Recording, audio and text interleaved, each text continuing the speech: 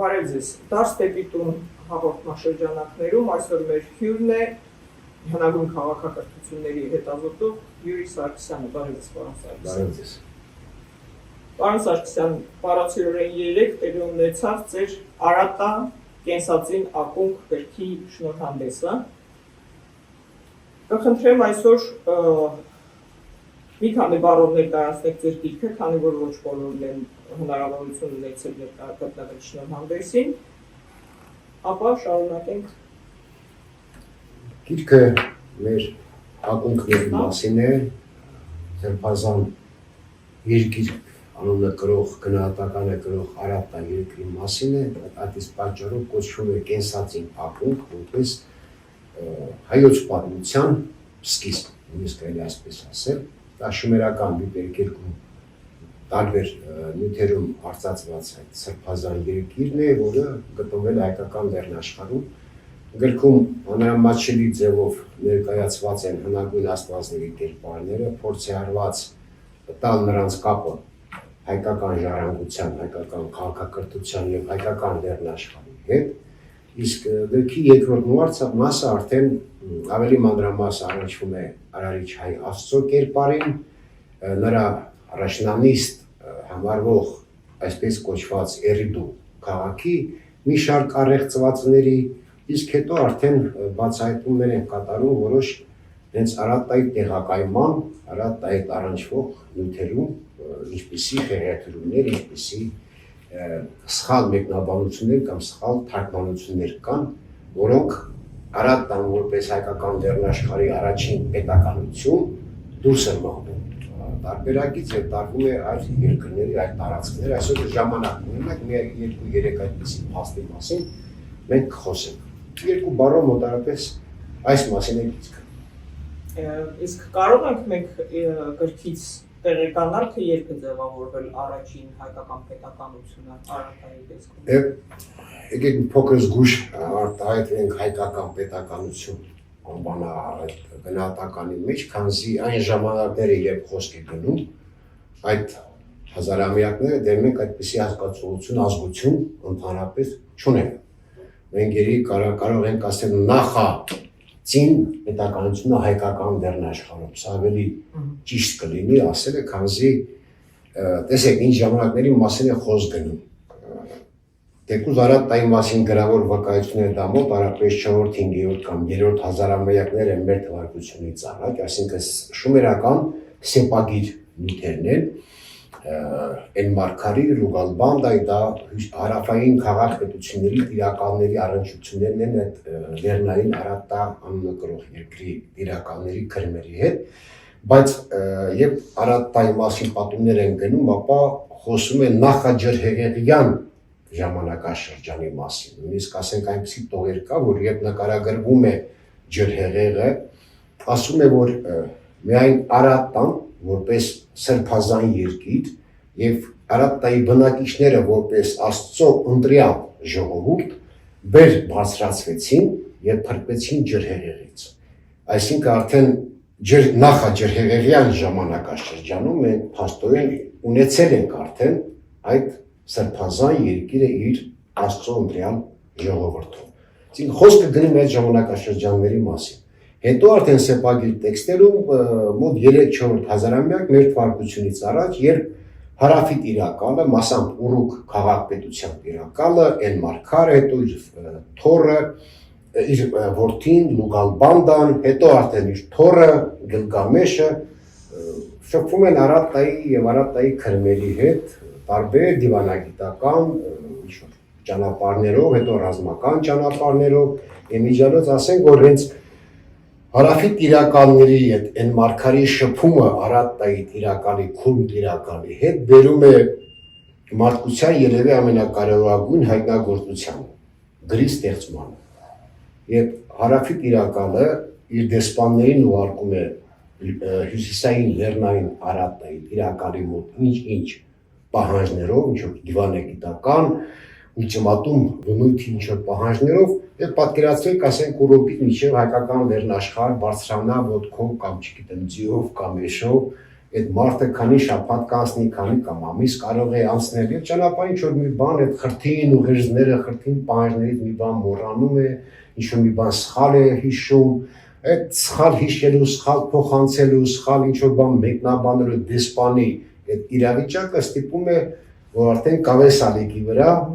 ինչ որ նշաններ նկարվեն, ինչ որ խզմզվի, ինչ որ մի բան եւ որպես հուշաթերթիկ տրվի դեսպանին, որ գնա այս բանը հիշի, այս նկարը նայի, այս կերպարը նայի, հիշի ինչ եմ ասել ես, այս բանը նայի, հիշի ինչ եմ ասել ես։ Եվ այդպես ստեղծում է գիրը, այսինքն Արարատայի դերակատարությունը նույնիսկ այդ գրի ստեղծման կարևորագույն փուլերից մեկն է։ Որն էլ իր հերթին կստիպեր խուսափել թյուրը բռնումից եւ Չէ, ծրագրավորված ինչ-որ պահում։ Ինչ-որ սխալ մեկնաբանություն, դեսպան ասենք ինչ-որ հրավարտակ, ինչ-որ պահանջ, բանավոր կերպով տանում, հասցնում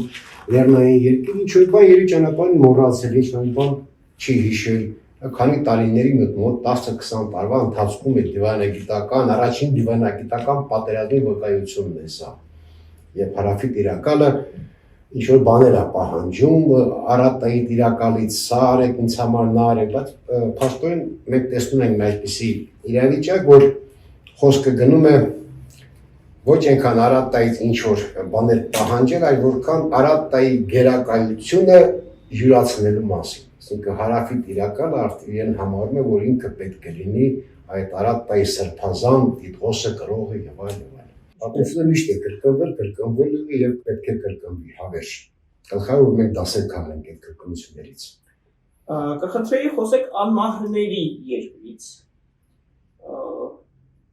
Մենք կարդում ենք արդեն թարգմանված էպոսում Գիլգամեշի, որ նա եկավ Արարատը անմահություն ձեռք բերելու եւ այլն, բայց այդտեղ նույնպես կա տարբեր մեկնաբանություններ։ Արարատան ինքն է համարվել անմահների երկիր, թե եղել է կոնկրետ ինչ-որ տարածք, որը բնութագրվել է որպես անմահների երկիր։ Արարատան ինքը շոմերական տեքստերում ներկայացվում է որպես աստվածահաճո, աստվածաստեղծ, օրենքների, ծեսերի, գիտելիքների երկիր։ Սրբազան ծեսերի, աստվածատուր, ինչ-որ հարստության երկիր։ Ժողովուրդը,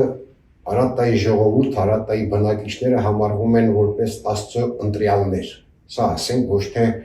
Ժուրի Սարգսյանի կամ ոչ թե մեկ հայ գիտնականի ցանկությունն է, որ այդպես լինի, սա հազարամյակներ առաջ սեպագիր, շոմերական, բաբելոնական, աքադական տեքստերում վկայված տողեր են, վկայված ինֆորմացիա է։ Եվ Արարատան ընկալվել է որպես լեռնային դժվար հասանելի մի երկիր, որտեղ հասնելու համար, հասնելու ճանապարհը գիտեն միայն իմաստունները կամ հերոսները։ Այսպիսին է ընկալվել Արարատան։ Մենք անգամ դեռևս վերջնական պատկերացում այսօրվա պարագայում չունենք, դա Արարատան կոչվել է դա ամբողջ մի աշխարհագրական տարածք, թե մի քաղաք պետություն։ Այսինքն սահմանները դեռ անհասկանալի են։ Երևի մի ամբողջ տարածք, քանզի կան ասենք տողեր, երբ օրինակի համար Լուգալ Բանդան, դա շոմերական էպիկական հերոսներից մեկն է, որը իր հոր այն մարգարետ ուղևորվում է զորքով դեպի Արարատա, որպեսզի պաշարեն եւ գրավեն Արարատայի ամրոցը, ատամնավոր ամրոց է նույնիսկ ասվում, այնտեղ Լուգալ Բանդան նայելով անտառներում, ձորերում, սարերում գազանների պահվածքին,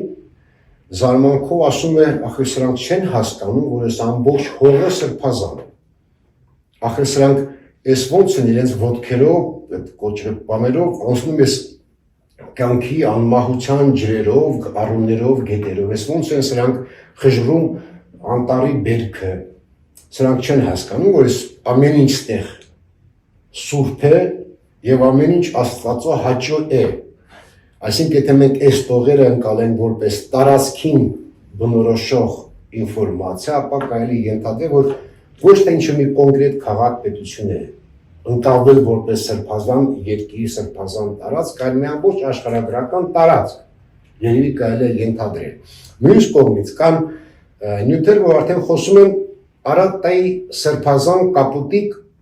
տաճարի մասին։ որը գտնվում է գետի ափին։ Այսինքն ստեղ մենք ունենք կոնկրետ ինչ-որ քաղաք-պետության կամ ամրոցի գոնե մի կողմից այն մարգարը Լուգալբանդան իրենց զորքերով պաշարում են այդ ամրոցը, մոտ 1 տարի չեն կարողանում գրավել, այսինքն արդեն դա փաստում է, որ եղել է կոնկրետ քաղաք, կոնկրետ ամրոցով, միջնաբերդով, ատամնավոր միջնաբերդով։ Եվ մյուս կողմից էլ երբ Արատտայի տիրակալը պահանջ է ներկայացնում հարավի տիրակալին, ասում է դե դուք էլ գետի հոսանքին հակառակ բուքսիր անելով, քաշ տալով, այս ապրանքը բերեք հասցրեք Արատտայի կապուտի տաճարի ափ։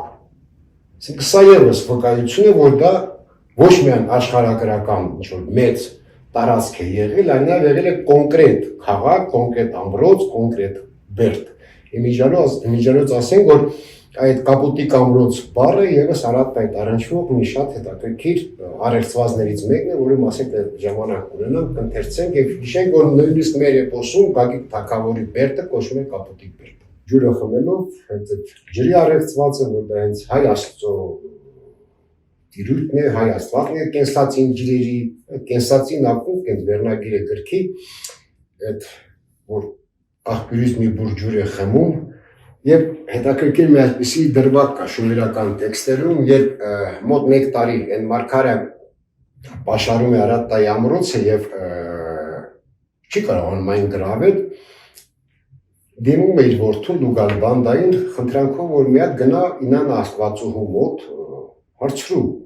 իմաստ ունի մենք շարունակենք պաշարումը, թե հետ նահանջենք, հետ վերադառնանք Ուրուք։ Եվ Լուգալբանդան դիմում է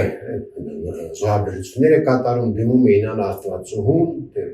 ինչպես պահենք մեզ, եթե մեզ տրված չարատան գրավել, ուրեմն հետ վերադառնանք, խորհուրդ է հարցնում է Աստվածուհուց, եւ Աստվածուհին ինչ խորհուրդներ տալով, այսպիսի մի շատ առեղծվածային հետաքրքիր ու մեր համար ըստ ինձ հայերիս համար կարևորագույն մի վկայություն է բերում, մի տող է ասում, մի բառ է ասում, որը մեզ համար կարող է լինել աշխարհընկալման մի կարևորագույն նախաստեղծ բաղադրիչ, ասում է, երբ դուք սա կանեք, դուք նոր կհասկանաք, որ Արատտայի ուժը, հզորությունը իր կենսածին աղբյուրների ջրի մեջ է։ Իսկ ինչ հետաքրքիր բացահայտում է սա, որ Արատտայի բնակիչների եւ Արատտայի երկրի պետության հզորությունը, նրա այդ անմահությունը իր աղբյուրների ջրի մեջ է, կենսածին ջրի մեջ է։ Մենք սա կարող ենք ընկալել, հասկանալ իր ամբողջ փիլիսոփայական, միստիկ, նույնիսկ չգիտեմ, կրոնական ասեմ, գաղափարախոսական ասեմ, իմաստը։ Սա չէ որ առաջի վկայությունն է նախածին երկրի ուժը իր ստորգետնյա աղբյուրներում է։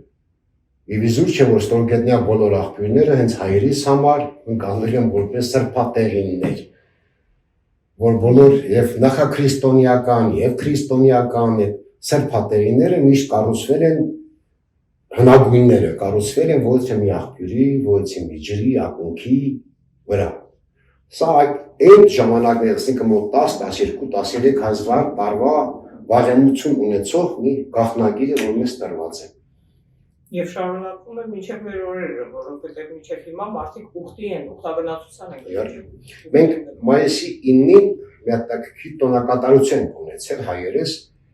հենց մայիսի 9-ին, մայիս ամիսն է, դրա համար դա լավ հիշել։ Մեր ասենք կանայք գյուղերում ամեն մեկը 7 հատ բլիթ է թխել եւ գնացել են այդ օրը մայիսի 9-ը, գնացել են իրեն գյուղի աղբյուրի մոտ, ամբողջ օրը ինչ-որ աղոթքները, երգերը, ինչ-որ խորհրդակցությունները 6 բլիթը մեկ-մեկ հյուրասիրելով օրը անց են կացրել, 7-րդ բլիթը դրել են, հանձնել են ջրին, օհայ Աստծուն, 7-րդ բլիթը, այստեղ ամբողջ ես սիմվոլներ են ասենք, այդ 7 թիվը ինչի 7 բլիթ, 7-րդը ինչի օհային կամ իր հեքիաթում, որ ասում են մի ճանապարհորդ լեռներով քայլելու ժամանակ ծարավում է եւ մի սառնորակ աղբյուր տեսնելով ջուր է խմում, ասում է օհայ, եւ ջրից դուրս եկավ օհայ ասեց ով ինձ կանչեց։ Իսկ հիշող պատմական ժառանգության եւ ասենք ժողովրդի հիշողության մեջ պահպանված պատառիկներ, որ այսօր արդեն երբ մենք հայտնաբերում ենք շումերական ժառանգությունը, երբ մենք վերծանում ենք շումերական սեպագի տեքստերը, այդ երևույթների բացահայտումը մենք գտնում ենք 5-6 հազար տարվա հնության մեջ, թե ինչու է ջուրը խմելու ժամանակ ջրի աստվածը օհայ պետք է կոչվի, ինչու Սևանի ճանապարհին մի հատ աղբյուր ունենք սառնորակ, չէ, օհայ, հենց Սևանի ճանապարհին մինչ այսօր, սա են հայերեն, ենա որ ասենք մի բան խմում ենք, ասում ենք ուխայ, չէ, կամ ասենք մենք մի բաժակ կոնյակ կամ գինի ենք խմում, գլխներից բարձրացնում ենք երկինք, ասում ենք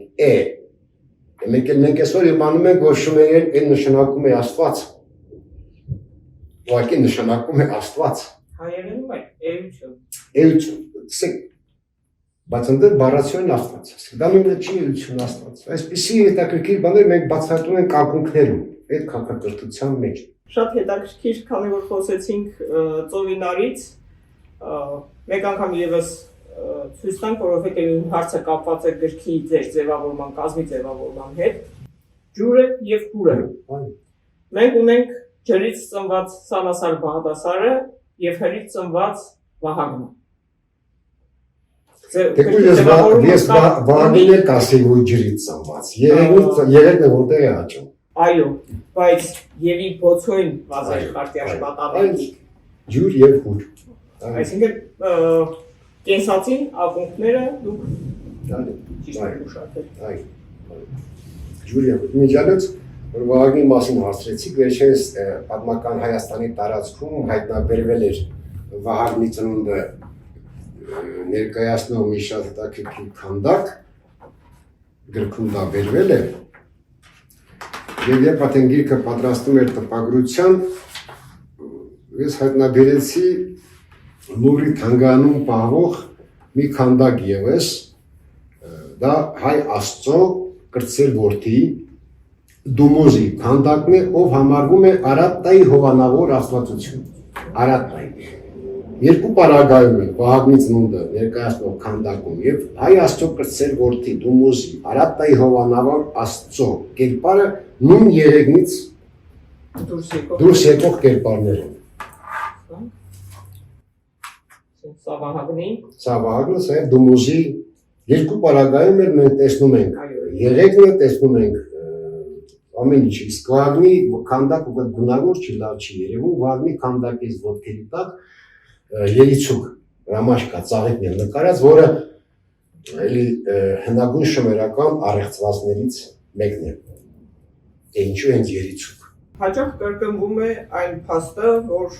հայ ազգի հայքի անունը ծագում է Հայա Աստծուց։ Ես վստահ եմ այդ դրա ճշմարտության վրա, քանզի դա ոչ միայն իմ ցանկությունն էր, որ այդպես լինի, միջանոց մենք պետք է նկատի ունենք, որ հնագույն բոլոր ժողովուրդները որպես կանոն իրենց անունը կապել են, իրենց ինքնանունը, իրենց էությունը կապել են իրենց գերագույն Աստծո հավատքի հետ։ Սա փաստ է։ Եթե մենք շումերական հնագույն քաղաքակրթության առաջին շրջանն ենք նայում, մենք տեսնում ենք, որ ամեն մի քաղաք-պետություն ունի իր հովանավոր Աստվածը, գլխավոր հովանավոր Աստվածը, եւ քաղաքի կենտրոնում դա Նիպուրը, Երիդուն, չգիտեմ, Բաբելոնը, Շուրուպակը, որ քաղաքում է լինի։ Քաղաքի կենտրոնում մենք տեսնում ենք այդ հովանավոր Աստծո գլխավոր տաճարը, բայց քաղաքի մյուս մասերում առկա են մյուս աստվածների տաճարները։ Ու դա բոլոր քաղաքներում առկա է։ Հազարամյակների, հարյուրամյակների ընթացքում զարգացումը նայելով նկատում ես, որ ամեն տաճարի, շումերեն կոչվում է զիկուրատ, ամեն տաճարի շուրջ սկսում է գոյանալ այդ Աստծո, կոնկրետ այդ Աստծո հավատացյալները։ Ու համայնք է սկսում ձևավորվել։ Հետագայում դա երևի կբերեր հակասությունների, միջհամայնքային ինչ-որ կռիվների, պատերազմների, եւ սա այդ երևույթը կարելի է ընկալել որպես ապագա ազգի էթնոսի ձևավորման սկիզբ։ Ես այս եզրահանգումը չէի ասի, եթե չունենայինք սեպագիր փաստ։ Եվ խոսք է գնում ջրհեղեղի մասին, պատումներից մեկում, կոնկրետ Ուտնապիշտի մասին պատումը, Ուտնապիշտը ապրում է մի քաղաքում, որի գլխավոր գերագույն հովանավորը Աստված է, բայց ինքը պաշտում է հայ Աստծուն, Էնկի էյա նիդիմուտ հայ Աստծուն, եւ հայ Աստված է, Էնկի էյա հայ Աստված է, Ուտնապիշտին խորհուրդ է տալիս, այնտեղ կա, ասենք, այդ խորհուրդ տալու ձևը, քանի որ ինքը երդվել էր, որ չպիտի ոչ մեկին ասի, շատ հետաքրքիր ինչ-որ մի ձև կա, ծղոտե վարակուրից են կողմ է ասում ձայնով, որպեսզի իրեն չտեսնեն մի խոսքով։ Երբ ասում է, որ շտապ կերպով, ամեն ինչ մոռացի, շտապ կերպով նավ սարքի, ջրհեղեղա լինելու եւ փրկվես,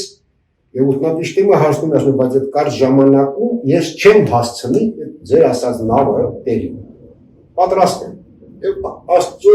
ձայնը խորհուրդ է տալիս դիմիր համաքաղաքացիներին խնդրանքով, որ քեզ օգնեն։ Եվ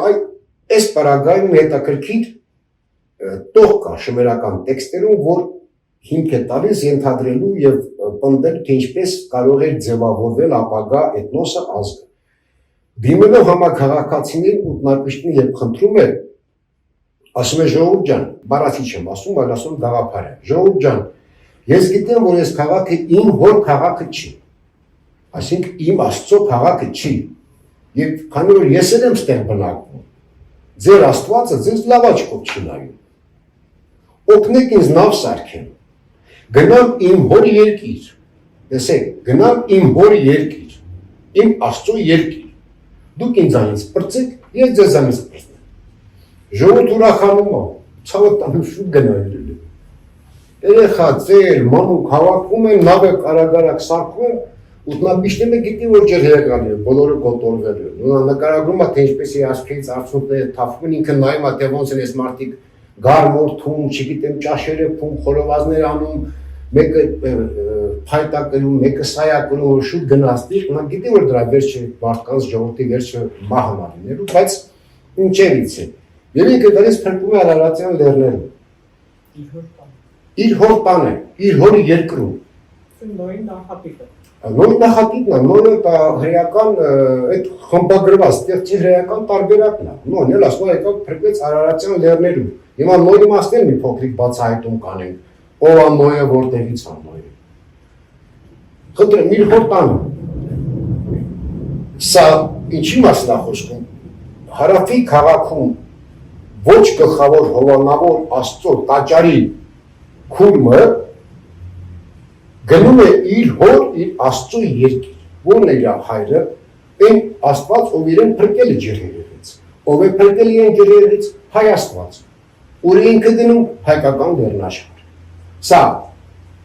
փաստ չէ արդյոք, մենք Աստվածաշնչում պատումը գիտենք, հա, Աստվածը Եհովայական, Յահվեյական, ով է Նոյին որպես ընտրյալ մարդ խորհուրդ է տալիս նավ սարքել եւ այլ, եւ հետո բայց որ Նոյ եկավ կանգնեց Արարատյան լեռներում, ապրեց այսքան տարի, այսքան զավակ ունեցավ եւ այլ։ Բայց հրեական մեկ է լախտուներ կան Հոբելյանների գիրքը մասամբ, որը նույն ժամանակաշրջանի ստեղծագործությունը ինչ աստվածաշնչյան պատումները, ինչ բիբլիա։ Այդ տեղեկությունները գտնված չեն աստվածաշնչի մեջ, բայց դա նույն համարժեք պատմական արժեք ունեցող սկզբնաղբյուրներ են։ Եվ այդ սկզբնաղբյուրներից մեկում, կոնկրետ Հոբելյանների գրքում, եթե չեմ հիշում հիշողության գլուխ 10-րդ։ Երբ նկարագրվում է ջրհեղեղը, Նոյի կենսագրությունը եւ այլն, կան այսպիսի տողեր, եւ Նոյ ապրեց այսքան տարի, եւ մահացավ, եւ հողին հանձնվեց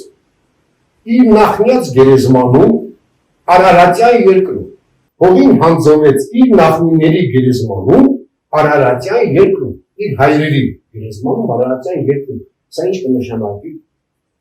որ Նոյի նախնիները ապրել ստեղծագործել են Արարատյան երկրում, Արարատյան լեռնաշխարհում եւ ունեցել են իրենց գերեզմանը եւ նորը հանձնվել է հողին հենց իր նախնիների գերեզմանում։ Արարատայի ջրերի հետ կապված շնորհական ակտիվները այսպիսի ջրերի նկարագրության մեջ այսպիսի տեղեկություն են մեզ փոխանցում եւ բնութագրում են Արարատայի սրբազան, աստվածահաճո, աստվածաընտրյալ լինելու գաղափարը, այդ տողեր կա շատ շատ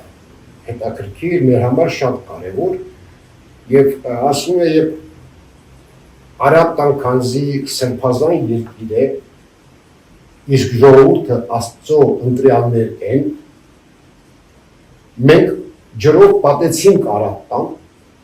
վեր բարձրացրեցին երկիրը եւ ժողովուրդը եւ փրկեցինք նրանց ջրհեղեղից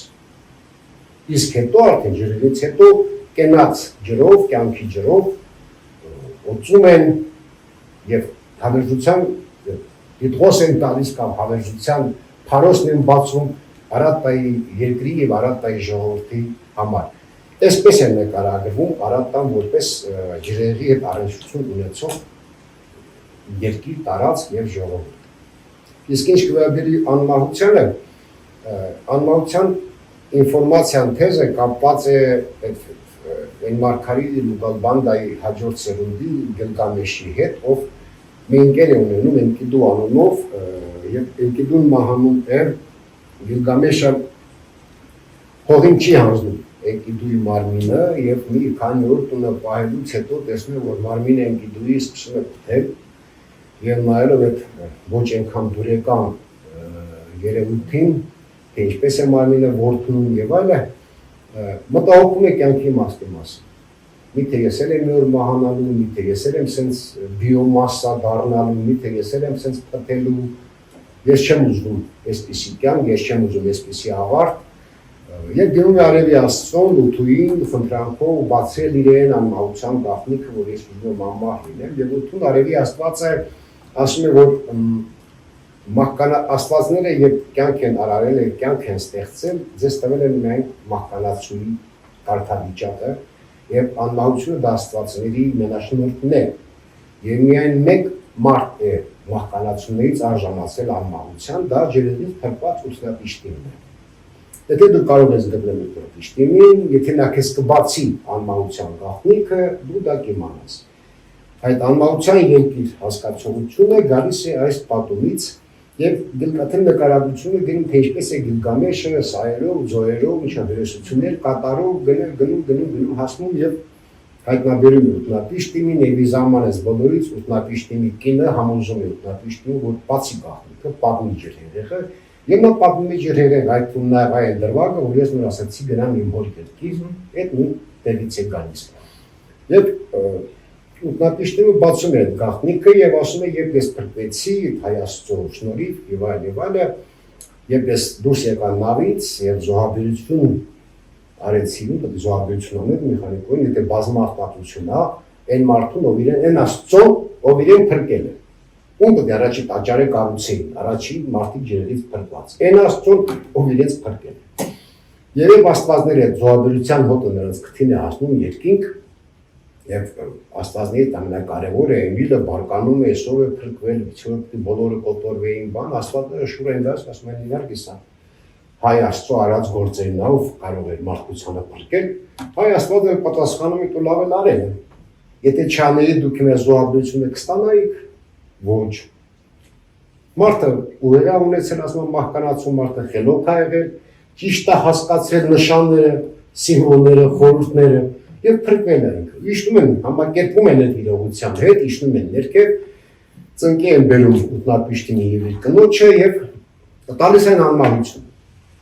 Եվ այստեղ այս պատումի մեջ կա մի առեղծվածային տող, մի առեղծվածային բառ, որ այդ անմահության երկիրը հայկական լեռնաշխարհից տարվում է, չգիտեմ, Քաթար, Բախրեյն, ինչ որ ուրիշ տեղեր եւ այլ եւ այլ։ Ամբողջը կայանում է մի բառի մեջ, երբ օտնապիշտին պատմում է, որ ինձ ծնկի բերեցին եւ ինձ նվիրեցին անմահություն ինձ կնոջես եւ մեզ որպես բնակության վայր հաստատեցին գետերի բերանները։ Շուներն այդ բառը հնչում է կա, նշանակում է բերան։ Տող այսպեսին է, եւ մեզ անմահություն տալով մեզ բնակության վայր հաստատեցին գետերի բերանները։ Մեր հայերեն բացատրական բառարանում մի абսուրդ իրավիճակ է։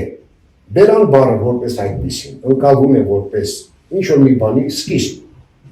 անգամ անցք հողի մեջ որտեղի ջուրը բարձրանում, անգամ դա է կոչվում, ակունք կոչվում բերան։ Բայց գետաբերան հասկացողությունը ներկայացնում է որպես գետերի ավարտ, այսինքն այն մասը, որտեղ գետի ջուրը լցվում է լիճ կամ օվկիանոս կամ ծով։ Այս բացատրական բառարանի այս անհասկանալիությունը, որ մի կողմից բերան դա սկիզբն է ինչ-որ մի բանի, մյուս կողմից գետաբերան դա գետի ջրի ավարտն է, անմահության երկիր է Գիլգամեշի հետ միասին, տանում են Քաթար, Բախրեյն, անգամ Քաթարում Բախրեյնում Գիլգամեշի արձաններ են տնկում, թանգարաններ են սարքում, եւ անգամ ասում են իբր թե այնտեղ հայտնաբերել են սեպագիր ինչ-որ մի նյութ, որ հենց վկայում է սրա մասին, բայց անցնորության պատճառով այդ սեպագիր նյութը կորցրել են։ Ես էլ ասում եմ տատիս Բաքում փորելու ժամանակ ես էլ մի հատ սեպագիր նյութ գտա, բայց երեխայի չհասկացա, որ դա մեր մասին է։ Մեր բերան բառը եւ շումերները եւ հայերս հասկանում ենք սկիզբ։ Եվ պատկերացնենք ջրհեղեղը որպես երևույթ, բնության երևույթ եւ պատկերացնենք թե Բախրեյնն ու Քաթարը ենթադրենք ինչ վիճակում են եղել այդ ջրհեղեղի օրերին եւ քանի 100 տարի կամ քանի տասնամյակ այդ վիճակում են եղել։ Եթե մինչեւ հիմա միջագետքում հայտնաբերվել է 5-10 մետրանոց տիղնի շերտը, ապա ինչքան տիղնի տակ կարող է լինել այդ Բախրեյնն ու կամ ուր են ընդեղ լեռները, ուր են ընդեղ այդ ձորերը, որով Գիլգամեշը, անտառները, որով եթե Ուռուկ քաղաքը պատկերացնում ենք միջագետքի կենտրոն, 20-30 կիլոմետր ներքև Պարսից ծոցն է։ Այդ տարածքում ոչ լեռներ կան, ոչ ծառեր կան, ոչ ձորեր կան, ոչ անտառներ կան, ոչ լճեր կան, ոչ ծովեր կան։ Եթե Գիլգամեշը պետք է իջներ եւ ութնատիշտին գտներ Բախրեյնում կամ Քաթարում, նա բացի սորական նավակ նստելուց մինչև ներքև իջնելը ուրիշ ոչ մի անելիք չուներ։ Գետի հոսանքը մի հատ նավակ կնստել ու իջնել մի 20-30 կիլոմետր ներքև Բախրեյն կամ Քաթար։ Անապատներ։ Իսկ դեռ խոսք է գնում լեռներով, ձորերով, սայերով, կիրճերով, ինչ որ կռիվներով, պատերազմներով նա բարձրանում է լեռնային այդ գետերի բերանը, սկիզբը։ Այո։ Այսինքն ես մի անգամ մի քանի անգամ դիմել եմ մեր լեզվաբաններին, մեր լեզվի ինստիտուտում, որ բեր տանք այս թյուրիմացությանը, գետաբերան չի կարող լինել, ստեղծեք ուրիշ բառ, չգիտեմ, հորինեք ուրիշ բառ, բայց գետաբերանը չի կարելի ներկայացնել որպես գետի ավարտ։ Դրա համար հիմա այս տողերը, որ Գիլգամեշի պատմության այս անմահության ութնատիշտինի երկրի տեղակայման հարցը թարգմանություններում միշտ դնում են ռուսերեն, ասենք ուստերիկ, ուստեր դա գետի վերջն է։ Ավելի բարեխիղճ թարգմանիչները անգլերեն եւ ռուսերեն գրում են устье, փակագծում գրում իստոկ։ Սա հասկանում եք այդ абսուրդ իրավիճակը եւ սկիզբ եւ ավարտ բացարձակապես տարբեր հասկացողություններ են։ Լեզվաբանության մեջ շատ խեղաթյուրումներ կատարվել են տարբեր նկատառումներով, օտարների կողմից հիմնականում պարտադրվել են եւ հայոց լեզվում գետաբերան բառը միակ խեղաթյուրումը չէ իրականում, որը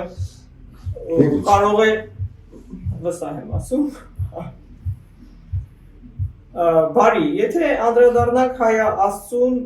եւ ընդհանրապես աստվածներին, որոնց երկրպագում էին ու համարում էին իրենց գլխավոր աստված, մեկնաբանությունը շատ լավն էր, որ դրանից արդեն հետագայում ծնվում էին ձևավորվում էին ազգեր։ Ես վստահաբար դրան եմ ենթադրել, բոլոր փաստերը դա են վկայում, որ ժամանակի ընթացքում կամաց, ասենք ասորիները ինչ են կոչում ասոր։ Իրենց Աշուր աստծու անունով, իրենց գերագույն Աշուր աստծու անունով։ Եթե մենք տեսնում ենք, որ հնագույն մոտ 150 տարի առաջ այս ամենը բացահայտվել, այս ամենը շումերական նոր ասենք մոտ մի 10%-ն որ թարգմանվել են շումերական սեպագիր տեքստերի, դեռ լավ մենք պատկերացնում թե ինչ սենսացիոն բացահայտումներ մենք ունենանք այդ ժամանակի ընթացքում։ Եթե մենք տեսնում ենք, որ այդ հնագույնը առաջ դրանց կոչում եմ առաջի սերունդների աստված։ Քանի որ մենք տեսնում ենք նորանոր ավելի ջահել, ավելի թորնապապիկ նայեցին ո՞տ տեսնում ենք սա։ Այստեղ մենք նայում ենք այդ առաջի սերունդի աստվածներին ու շատ փաստեր ա բերում դրան, որ մենք հենց այդ աստծո, բացի այն որ ուտնապիշտի մեջ ջրհեղեղը պատմեցի, բացի այդ որ սեպագիր տեքստերում եւ Արատտայի մասին է խոսում, ասում է հայ աստվածը այնտեղ կառուցեց իր զագինից, շումերերեն բառը զագին, որ թարգմանում են որպես կապուտ, կապտականաչավուն, պղնձի մասին է խոսքը, կապտականացնում տաճարը, կապուտիկ տաճարը եւ նվիրեց իր կնոջը։ Մենք տեսնում ենք, որ ինքը ջրի տիրակալն է, մենք ծերում ենք մեր օպոսում Գագիկի տաճարը կապուտիկ տաճար, մենք տեսնում ենք Ծովինարի հղիությունը, այդ վիշապը, ջուրը, ամբողջը Հայ Աստծո տիրույթին է պատկանում։ Մեր օպոսում մենք տեսնում ենք, որ ջրի տակ վիշապը պահում պաշտպանում է հայկական զենք ու զրահը հերոսների, չի ոչինչ ասում։ Վիշապին մի խեղդեք, Վահագնը վիշապ խեղդող չի եղել, Վահագնը վիշապացին է։ Վիշապը մեր սիմվոլն է։ Այդ հրեաները վիշապին սարքում են, չգիտեմ, ջրի բերանը փակող։ Եկեք այդ մտքեն ցաղային բանով բացատրեմ։ Ամբողջ տարին վիշապը ջրի աղբյուրը, գետի աղբյուրը պահապան լինելով ձեզ ջուր է տալիս, տարին մի անգամ ասում է ինձ բերեք զոհաբերություն։ Եվ այսօր ջրի մարդը կամ լույսի մարդը գալիս ամիսը մեկ անգամ ձեր տուն ասում է ջրի հոսանքը փողը մուծեք կամ չգիտեմ հոսանքի փողը մուծեք։ Այդ ձեր վիշապի կերպարն է, կամ գնում եք եկեղեցի փող եք տալիս մոմ առնեք, որ մոմը տակ, կամ գնում եք զոհաբերության, ինչ-որ մի բան եք, զոհաբերություն եք անում այս կամ այն Աստծուն, ձեր ինչ-որ երազանքի համար։ Ինչ արել վիշապը։ Ամբողջ տարին գետի արվի բերանը մաքուր պահած հսկել է, տարին մի անգամ ասել է դուք ձեր մատղաշ, մաքուր աղջկան զոհաբերեք ինձ։ Եվ հետո ինչ է կատարվել։ Ոչ կերել է կներեք, ոչ էլ բռնաբարել է։ Ինչ պայման է դնում վիշապը այդ նույն քաղաքի կամ ժողովրդի առաջ, կամ ծնեք հերոսի, ով իր խելքով հանելուկների միջոցով, կամ իր ուժով ինձ կհաղթի ու կազատի այդ աղջկան։ Ով էլ գնում հաղթում է, ինքն է դառնում վիշապ։ Եկեք մենք պատկերացնենք այս երևույթը, ժամանակի անվերջության խորհուրդն է գրում իր մեջ։ Նույն լեզվական խեղաթյուրումը։ Այո, ժամանակի անվերջության խորհուրդն է գրում, եւ վիշապը քո կեսածին, ոնց որ շուբեները վկայում են, կեսածին ակունքների պահապանն է, հարգերից, եւ նա քեզ դիտում է, հիմա դուք կասեք հաց կտագերի, թե ինչ կապ ունես ամենը այսօր են անջակեն, եւ վիշապը քեզ դիտում է կամ խելքը գլուխդ հավաքի, կամ հերոս ծնի, նա դաս է մեզ տալիս, նա մեզ դաս է տալիս, ժողովուրդ կամ խելքդ գլուխդ հավաքի, այնքան իմաստուն եղի, որ գաս իմ հետ, հանելուկների ինչ-որ բառապաշարների միջոցով հաղթես, կամ այնքան ֆիզիկապես հզոր եղիր, այսինքն եղիր խելոք դիվանագետ, կամ եղիր խելոք ռազմական գործիչ, սա է վիշապի դասը մեզ։ Վիշապին հաղթողը վիշապ դառնալով իր վրա վերցնում է վիշապի առաքելությունը կրթելու եւ ոգեղենություն պահապան լինելու, առաջին ոտին, պահապան լինելու կենսածին ջրերին, աղբյուրներին, որոնք քո ազգին ուժ են տալիս, քո ազգի, քո էթնոսի գաղտնիքը, հայրաժության գաղտնիքը համաձայն այս տեքստերի, դա մեր ստորգետնա աղբյուրների մեջ է։ Իսկ մենք այսօր քար այլ քար մետր առ մետր, այդ մոլոր մեր սրբազան լեռները իրեն սրբազան աղբյուրներով թողնում ենք կոչվող ցեղերին։ Սա ենք, մենք անում։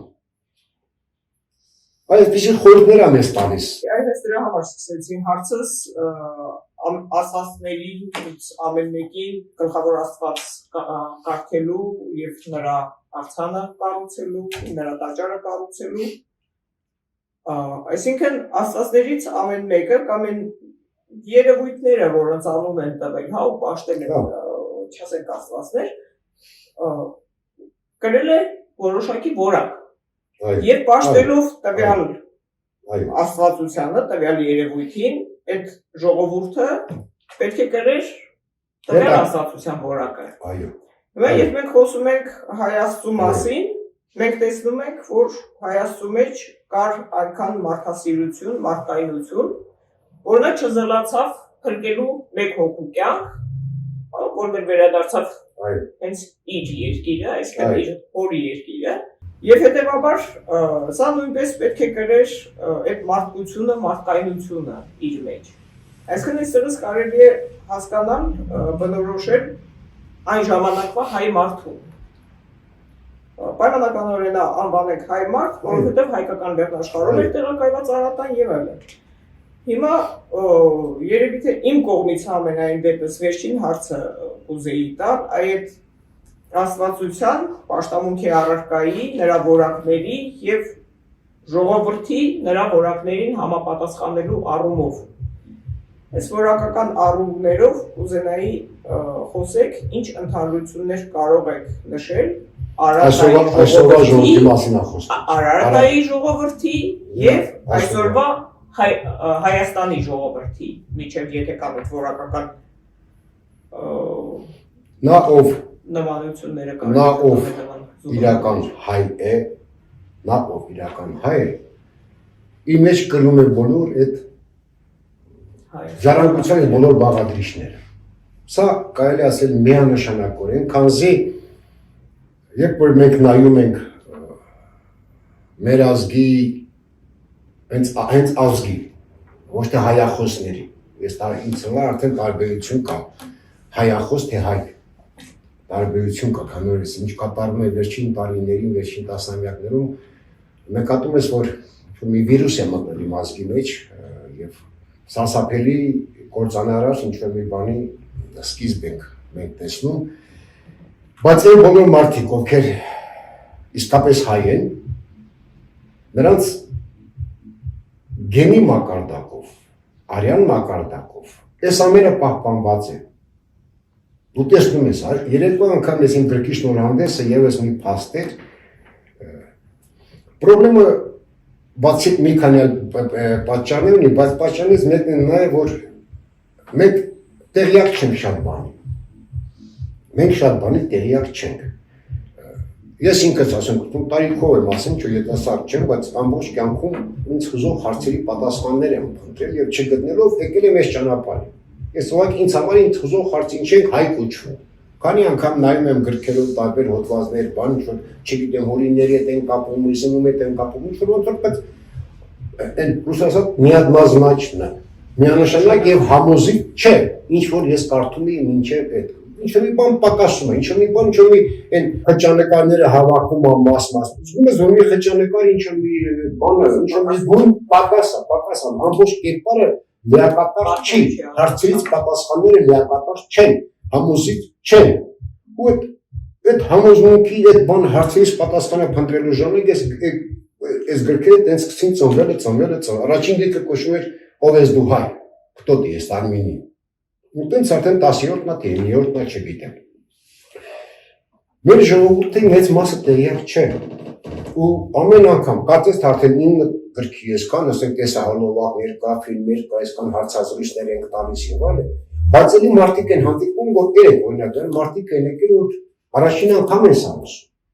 առաջին անգամ են այս տիպի բաները իմանում, առաջին անգամ են իմանում, որ նման գրքեր գոյություն ունեն, իմը կլինի կամ մյուսներին, մյուս հայագետներին և այլն, ու այս ամենը պետք է տարածվի տարբեր ձևերով, քանդակի ձևով, նկարիչը նկարների ձևով, մուլտիկ նկարահանողը մուլտիկի ձևով, չգիտեմ, ասենք ինչ-որ մի կոմպոզիտոր,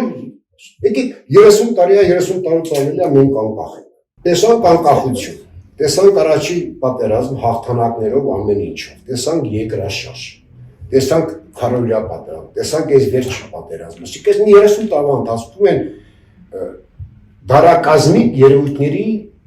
ներկան ու մասնակիցն են եղել, բայց ես մինչ այսօր չեմ տեսնում գոյացնի դրան համարժեք քանդակ, դրան համարժեք ֆիլմ, դրան համարժեք ոչ մի ստեղծագործություն, նկարչական, նկարչի կլինի, ինչ կլինի։ Ու չեմ տեսնում, ասենք, այս տիպի նյութերի տարածումը մասսայականացումը։ Երեք ինչ-որ մի հատ հաղորդում աչքովս ընկա, ինչ-որ մի հատ գյուղում պատմության դասատուն երեխեքին 6-7-րդ դասանում բան անում, որ պետք է հարևան ազգի, չասեմ անունները, չասեմ ազգի հետ մենք լավ ապրենք։ Սա քարոզելու բան է։ Սա դասարանում, դպրոցում քարոզելու բան է, բայց միևնույն ժամանակ ես 2-3 օր առաջ իմանում եմ, որ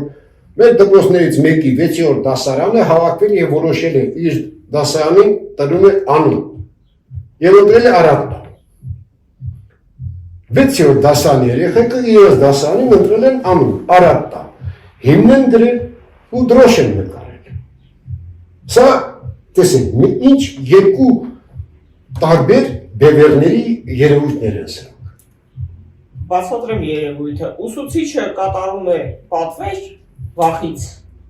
իսկ երեխան, քանի որ ինքը մաքուր է դեռ, կապված է իր հիշողությամբ, ինքը կարող է չիմանա ինքը ինչ է արել, գենետիկ հիշողության արյան կանչի մակարդակով երեխան եւ այդ մատասերունը փչացնող ուսուցիչներին նվազագույնը հերոսներ երեք շնորհալի ժամանակ ինձ մոտենում է մի կին, ասում է Պարոն Սարգսյան, ես Արցախից եմ, արդեն ասած Արցախից եմ, մեխանիկորեն զգացմունքս պարզ է, եւ ում ձեզ մի բան մտել, հանեց բարուշակից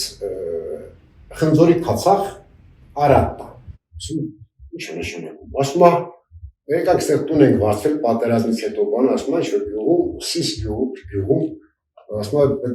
հին տանտերը, ասում է, ամբողջ իր այդ նկողը լիտեր փթող խնձորով, խնձորը փթում էր, տենց որոշեցին քացախ սարքենք, բանանենք, ու հիմա փոքրիկ բիզնես են դրել, սիպած ինչ եք վերնագիրում, շատ դերեցիկ բան է, էտիկետկա է, ինչ եք վերնագիր դրել Արատա, որտեղ։ Ասում է, փոքր երեխա, ես 6-7 տարեկան երեխա, ասում է, անուն էինք ընդում, ասես, տատիկ, ես մի հատ բառ եմ լսել, Արատա, շատ ադուրես եկել, եկեք ես բառը դրեմ։ Ասում է, քննարկում թեման համեց օրակարգից, դրեցինք Արատա, երեք բառի ոնիմաստով։ Ասես, միանում եմ ձեր խնձորի քացախի գովազդին, միանշանակ, միանում եմ ամեն կերպ օգնելու եմ դրան։ Այսինքն մենք այս գենի մակարդակով մի կողմից ունենք այդ ժառանգությանը տեր լինելու եւ ցանկությունը եւ ռեսուրսը ապրեք ուժը ներուժը եւ մյուս կողմից ունենք այս ամենը բացասով այս ամենը ջնջող այս ամենը մոռացության մատնող այս ամենի վրա խաչ քաշող այս ամենը վարքաբեկող երևույթներ այս երկու իրար հակասող մենք չպետք է ունենք ծայրագություն ոչ այս պարագայում ոչ այն պարագայում մենք չպետք է ասենք անկեղծ եմ ասում ոչ որ չգիտեմ Ադամը հայ է եղել մենք ես Ադամին չեմ տեսել որ իմանամ հայ է թե հայերեն Ադամը գրածը հողից է ստեղծվել հասկանում եք հայը հողից չի ստեղծվել Ադամի մասին մետակի բան կասեմ լավ սա չգիտեմ բայց այն ինչ որ մենք ունենք ինչ որ վկայված է ոչ թե մեր կողմից հայերիս կողմից այլ կողքի ժողովուրդների կողմից վկայված է 5-6 հազար տարվա պատմությամբ անգամ այս ժառանգությանը մենք դեր լինելու պարագայում մեզ ոչ մեկ աշխարհում չի հասնում մենք մեր առաքելությունից հրաժարվում ենք մենք ես նույնիսկ գրքի վերջում եմ գնահատական եմ տալիս արարիչ հայ աստվածը բարի է իմաստուն է ամփելատար է բայց ինչքան նա կարող է ներել իր հետ ուխտը դրժած իր զինվորներին ինչքան կների արարիչը գիտեք ինչ կա Սենց մի բան էլ կա, էլի մեկ-մեկ գեղարվեստական ֆիլմերում, կորեական, չինական ֆիլմերում շատ հետաքրքիր ես առաջ գլուխ եմ խոնարհում, իրենք այդ ազգային արժեքները, ազգային սիմվոլները, բանը ֆիլմերում տարբեր ձևերով, տարբեր ոճերով ամեն կերպ դա ներկայացնում են եւ մի հատ պսի տողեր այնց հանդիպում, ասես հին աստվածները իրենց հնագույն աստվածները, ջրի աստվածա, չգիտեմ, ծաղկի աստվածա եւ այլն, շատ գեղեցիկ այլց կերպարները հավաքված բողոքում են թե ուժասպառ ենք լինում այն մահկանացու մարդիկ մեզ զոհաբերություն չեն անում վերահունը չեն տալիս մեզ չեն աղոթում իսկ մենք այդ ուժը ստանում ենք այդ աղոթքներից մենք ուժասպառ ենք լինում հիմա այսքան հազարամյակ մենք paraliç աստծուն անունը մենք կրում ենք մոռացության մատնելով արդյոք նա մեզ կների եւ միգուցե մի օր ասենք ուղղակի արդեն ասենք սրիկաններ ապտակի ասի ձեզ տեղն է քիչ էլ ասա Չէ որ ես ձեզ տվել եմ իմ առաջատեղի երկիրը։ Չէ որ ես ձեզ զինվոր եմ նշանակել, որ դուք պահապան լինեք իմ դրախտավայր, սրբազան լեռներին, սրբազան ջրերին, սրբազան ակունքներին։ Ես ձեզ նշվել եմ իմ հատկանիշները։ Այո։ Ես ինքը իմաստության տիրակալն եմ։ Ինքը գիտության տիրակալն է։ Ինքը կենսածին ջրերի, որ մենք ասում ենք ծիրանի ծով, ստորգետնյա կենսածին ջրերի տիրակալն է։ Իր առաջին անունը որ հանդես է գալիս նոդիմուտ, նշանակում է նա ում տրված է արարման իրավունք։ Երկրորդ անունը Էնկի, որ կնշանակի կյանքի տիրակալ կամ երկրի տիրակալ։ Երրորդ անունը Էա, որ նշանակում է Աստված։ Ա կնշանակի եւ ջուր եւ սերնդահեղուկ։ Ինչ իմաստներ է։ Կյանքի տիրակալ։ Հայ բառը, գրքում ես տալիս եմ թե հայ ինչ կարող է նշանակել, չգիտեմ, դա որքանով դերևս լավ ոչ մեկը դեմ չի խոսացել, ես ասում եմ դա հենց որ նայեք դա հենց մեր եղիցի բառն է, եղիցի այդ բառն է, հենց հայ, այսինքն այն պահ արարման եւ արարիչ մի բան արարում է եւ ասում է թող լինի եղիցի։ Այդ շումերերեն այս բառը շումերերեն հնչում է հայ։ Հա շումերերեն նշանակում է հայերեն հա։ Okay, բան, добро։ Я նշանակում է յուղ։ Հայը, իսկ թող լինի։ Մենք հիմա այդ բառը օգտագործում ենք եղիցի տարբերակով եւ լինի։ Որ բառաները բացում ենք նույն իմաստներն, նույն խոսքով։ Էս ենք հարգելիներս։ Մեր ուսերի վրա մեծ ժառանգություն է դրված։ Ու հազարամյակների խորքից է ժառանգության ծնունդը գալիս։ Դա աշխարհարարման սկիզբն է։ Եվ էլի կրկնում եմ, ոչ թե որպես հայ եմ դա ասում։ Իրի ասում, շումերական, աքադական, բաբելոնական, սեպագի տեքստերում կան ուղղակի վկայություններ մեր հայկական լեռնաշխարհում։ Եվ հայկական լեռնաշխարհում ապրող ժողովրդի առաքելության վերաբերյալ, նրանց աստվածահաճո լինելու վերաբերյալ, նրանց սրբազան օրենքներին տիրապետելու վերաբերյալ, նրանց առաքելության վերաբերյալ։ Եվ մենք այդ մարդկանց այդ նախնիների ժառանգներն ենք։ Պարտավոր ենք տեր լինել, պարտավոր ենք այդ ամենը ընկալել, ըմբռնել, հասկանալ, մարսել եւ դրանով զինվել։ Դա թող լինի մեր զենքերից մեկը։ Շնորհակալ եմ, պարզապես հիացած եմ ինչքան պարզ ու հստակ ներկայացրեցիք մեր այս ծրագրի անունը, դարձ դեպի տուն։ Իսկ Արատա կենսածին ակունք ձեր կողմից գրված գիրքը տուն դարձի ճանապարհը ցույց տվող ձեռնարկներից մեկը։ Փարոսներից մեկը։ Եվ փառք Աստծո, որ մենք ունենք այսպիսի սերունդ, ովքեր իրենց դասարանը կարող են Արատա անվանակոչել։